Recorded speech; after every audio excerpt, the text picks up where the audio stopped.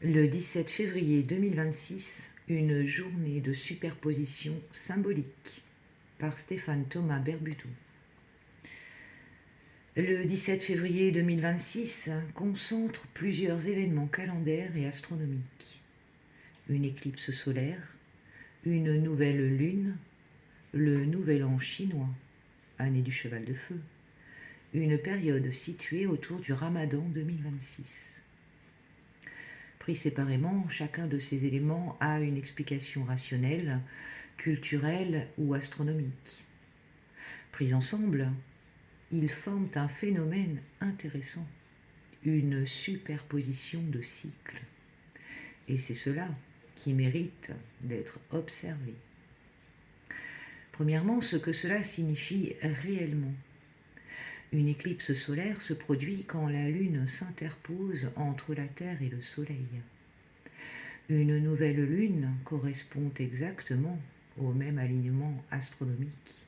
Soleil, Lune, Terre. Autrement dit, éclipse et nouvelle Lune sont le même phénomène structurel vu sous deux angles différents.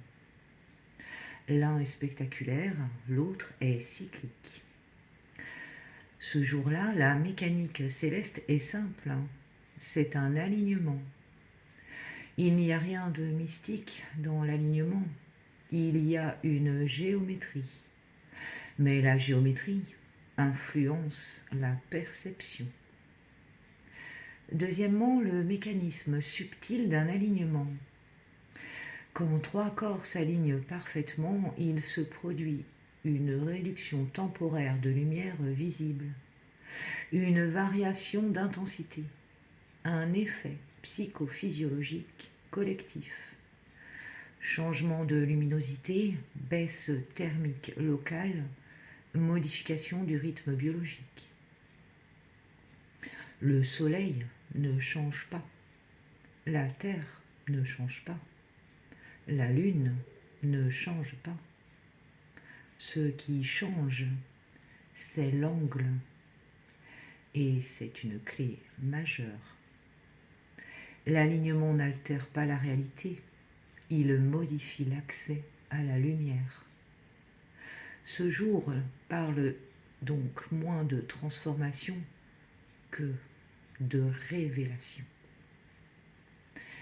Troisièmement, le nouvel an chinois, année du cheval de feu. Le nouvel an chinois suit un calendrier lunisolaire. Il commence à la nouvelle lune située entre le 21 janvier et le 20 février. Il s'agit d'un redémarrage symbolique basé sur les cycles lunaires.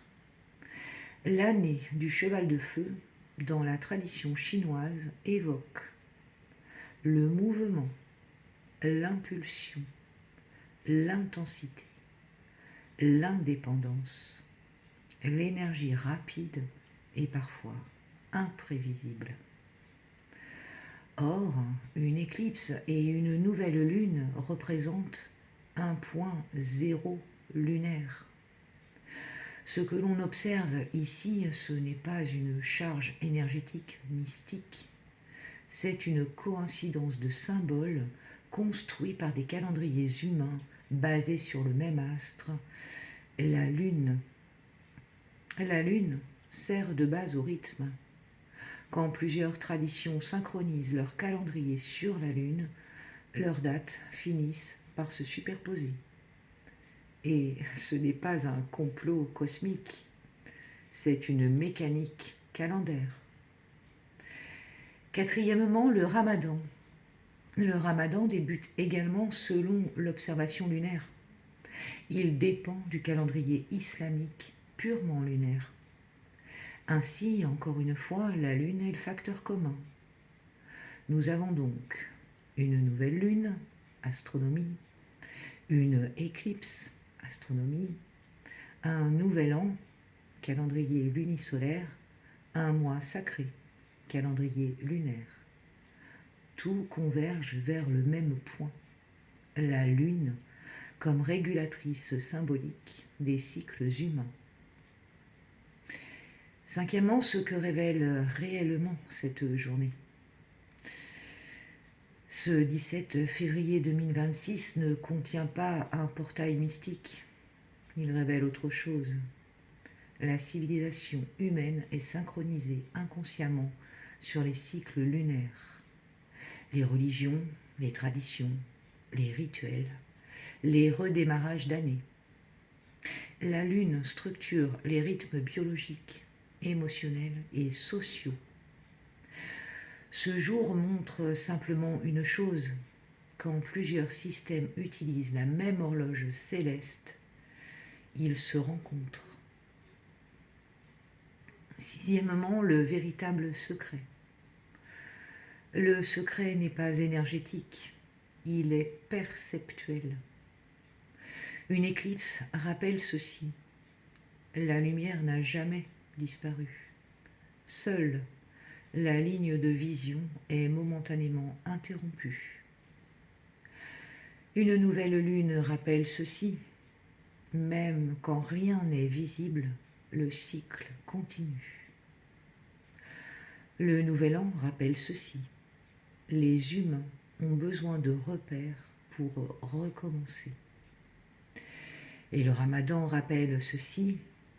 Le retrait volontaire crée la clarté. Si l'on combine ces 4 éléments, le message structurel devient limpide. Réduire l'agitation. Observer ce qui obscurcit la perception. Revenir à un point zéro volontaire. Et relancer un cycle avec conscience. Septièmement, ce qu'il ne faut pas faire. Ne pas dramatiser. Ne pas projeter de catastrophisme. Ne pas chercher des signes extraordinaires. Les alignements célestes sont réguliers. Les calendriers sont cycliques. Les traditions sont répétitives. Ce qui est rare, ce n'est pas l'alignement. Ce qui est rare, c'est l'observation lucide. Huitièmement, la lecture froide d'un point de vue strictement structurel. C'est une journée d'alignement géométrique.